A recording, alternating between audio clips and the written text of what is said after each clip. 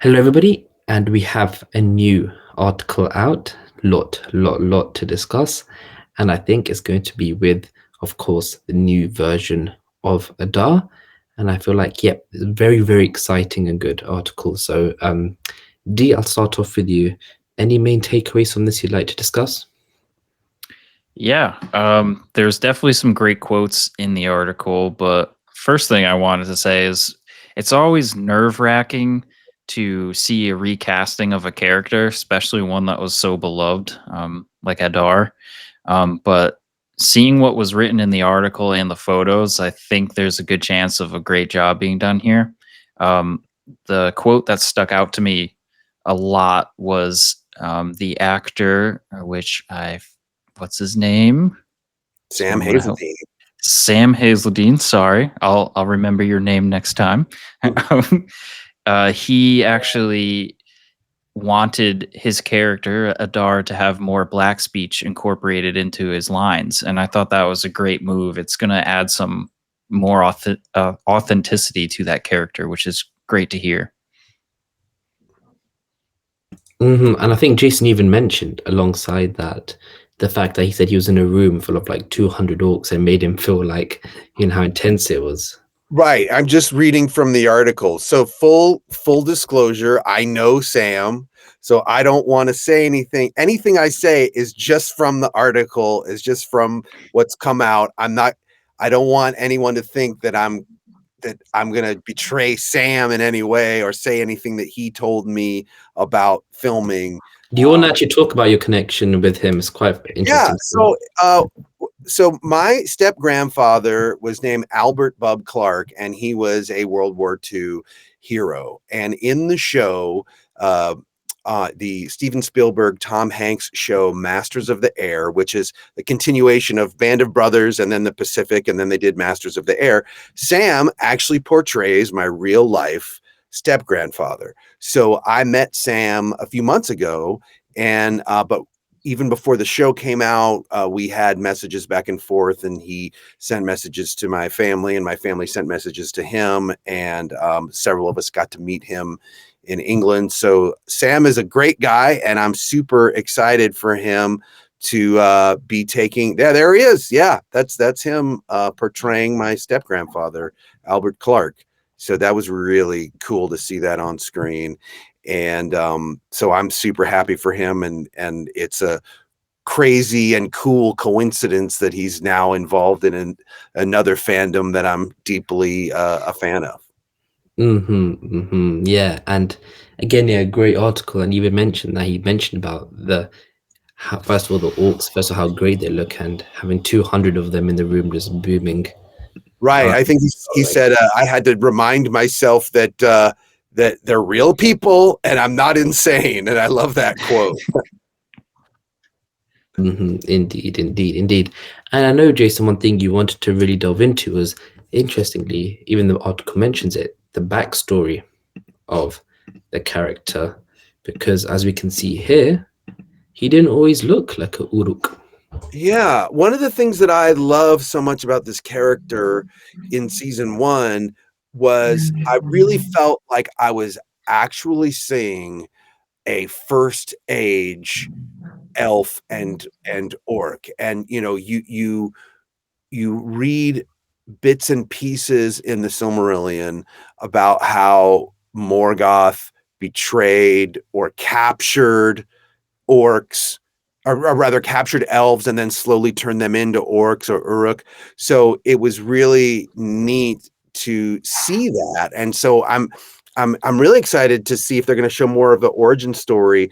Was he tempted? Was he taken against his will? Did he agree to this directly? It's all going to be really fascinating. I hope we get to see a nice chunk of that. Wasn't it mentioned that he made a deal or something that Yeah. pays off I think later on? it's the very end of the article. Any theories or interesting things around that? So Well, I was thinking that perhaps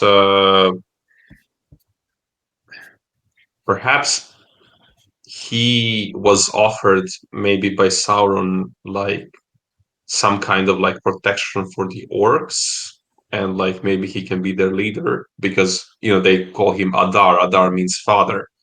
So I was thinking that just based on this one comment at the very end of the article where he says there was an offer for power or for something else, which you'll find out later in the show, and Adar willingly took the deal.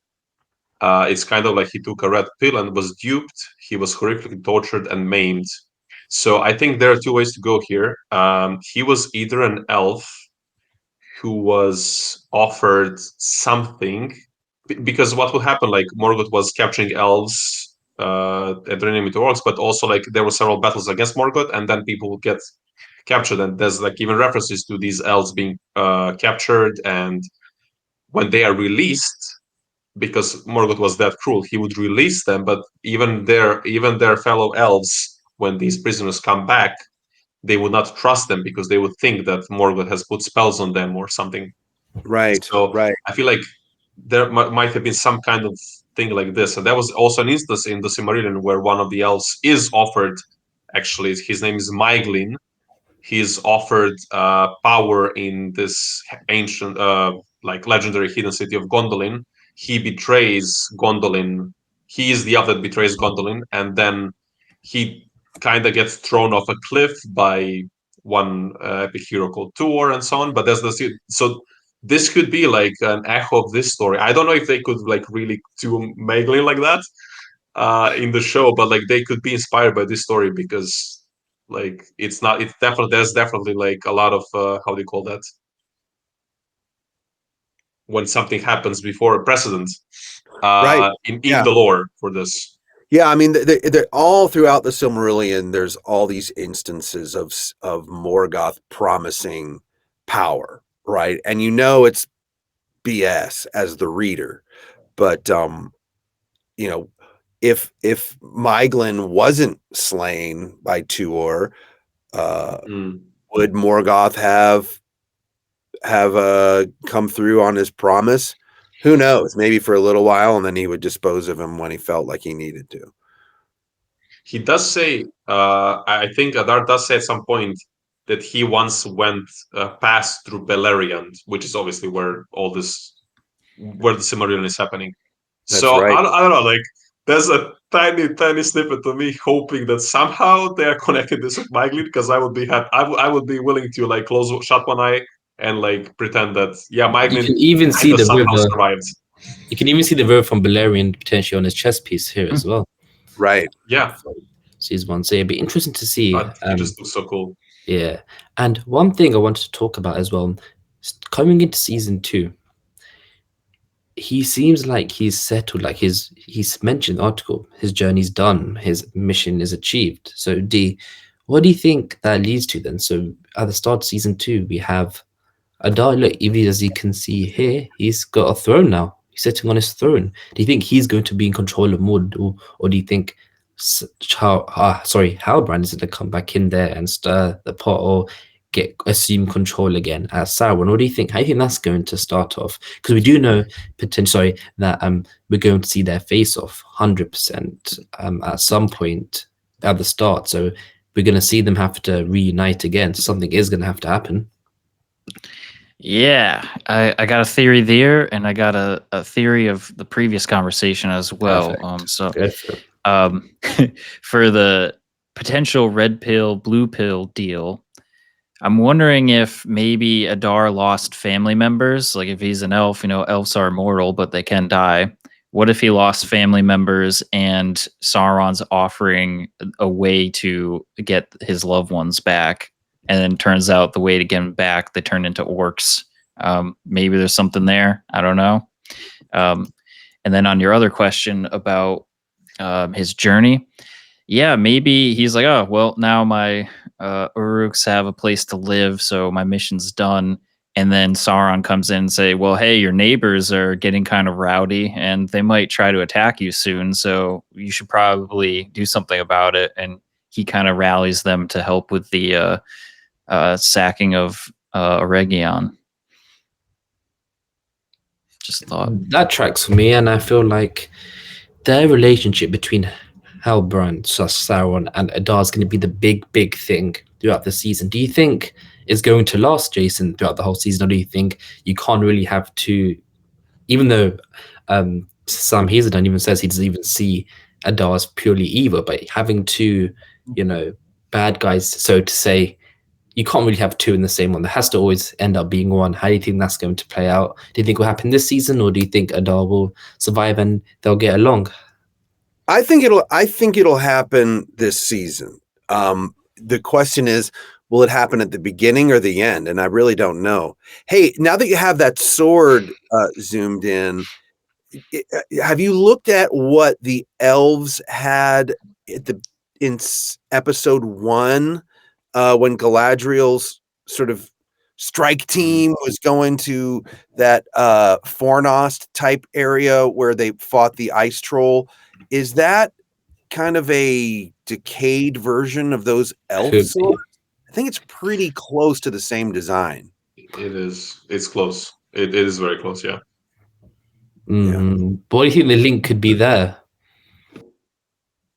Well, I mean, clearly, like maybe that's sort of like, if you're an elf soldier, you get a standard issue elf sword, and so maybe that's maybe Adar was a rank and file soldier who gets captured and gets offered this great deal, and he takes it.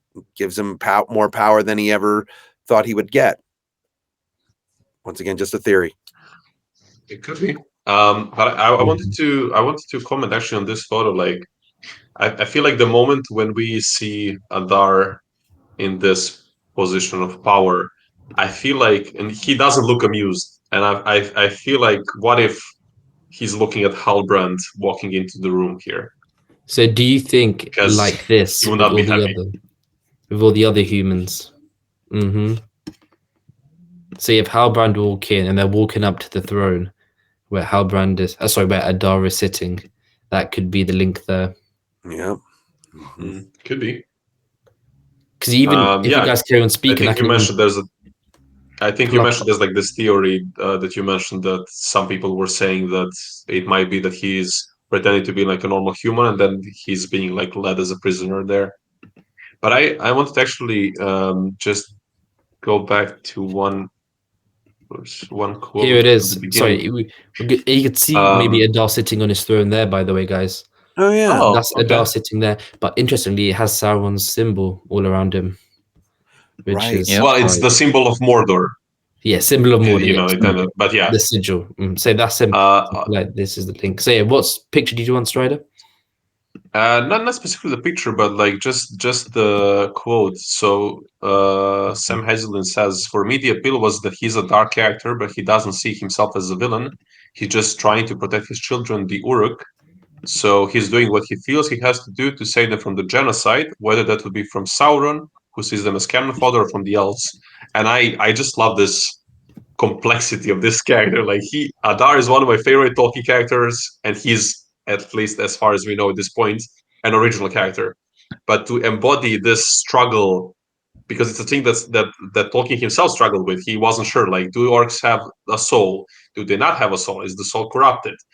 Did they come from the elves? Did they not come from the elves? Are they just a mockery? Like, he had so many different versions of their origin, and to have all this embodied in this character, for me, like, I really liked. Like, there was stuff in season 1 that were, more or less, some things I didn't like, but Adar, 110% perfect, and I'm so looking forward, and to see that Sam is talking about this more motivation, and that's going to be more explored now, because why would he follow Sauron, But we know that somehow the orcs will be attacking Eregn. So I don't know which one of you said earlier, like, maybe it's some kind of manipulation by Sauron. Hey, they're gonna attack you. You should maybe attack them first or something.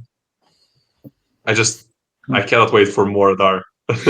Yeah, I'm with you, Strider. He was my favorite character from season 1 as well, because I really felt like I was seeing a Tolkien character done right, but yet completely unique to the show. And because we heard and knew so much about these corrupted elves that eventually became orcs, and that was the origin of it. And so to see that original character, what I will say about Sam is this. I mean, he is definitely the actor's actor. When he was cast as my step grandfather, he read his book to prepare. He really like fully immersed himself into who he was. And when I was watching him on screen, knowing, so here's a person that I knew in life up into my adult life. And just from reading my step grandfather's book, I really felt like he captured the essence of who he was. And that was really fascinating to me. So if he could do that with someone that I knew, I feel like the character of Adar is in really good hands. Yeah, that's fantastic news to hear. Great And news it to really hear. seems like he's really trying to. So, I mean, this is like the best news we could have gotten, honestly. I think you're also right, like when you said that it seems that the recasting here, actually, I think it was Dee who said that recasting here is being like done in a very, very correct way. Yeah, absolutely. And does anybody have any final thoughts on what we're going to be seeing in season 2 with him? I mean, I feel like, obviously Sauron survives. So, are we going to see Adar's demise this season? Probably. Are they going to stretch it out till season 3? I mean, hopefully, but I think we're going to see what was hinted at in season 1. I think we're going to see a lot more of in season 2, and there's going to be, not only are we going to see the Eregion battle, but we're going to see is Sauron is it going to be orc against orc? Is there going to be, or is it going to be more of a one-on-one kind of thing? Who knows? Seeing them duel out. What do you think? I feel like you started saying something at some point, then we kind of cut you off. Do you have any theory about that? Oh, one thing I did want to say is in the article, it talks about the creation of the orcs. So it'd be really cool to see the origin of how they get corrupted from elves and men, etc., into the orcs. Yeah, so I look forward to that and seeing the downfall of Adar, because maybe they'll show him in elf form and see the corruption that took place. So I just hope, like what Jason said, that he lives at least one more season, because seriously, I cannot get enough. Like, I cannot wait to see more of this character. I think of all the characters in the show, this is the one I'm looking forward to the most. So and his sword. His sword is so sick. Yeah.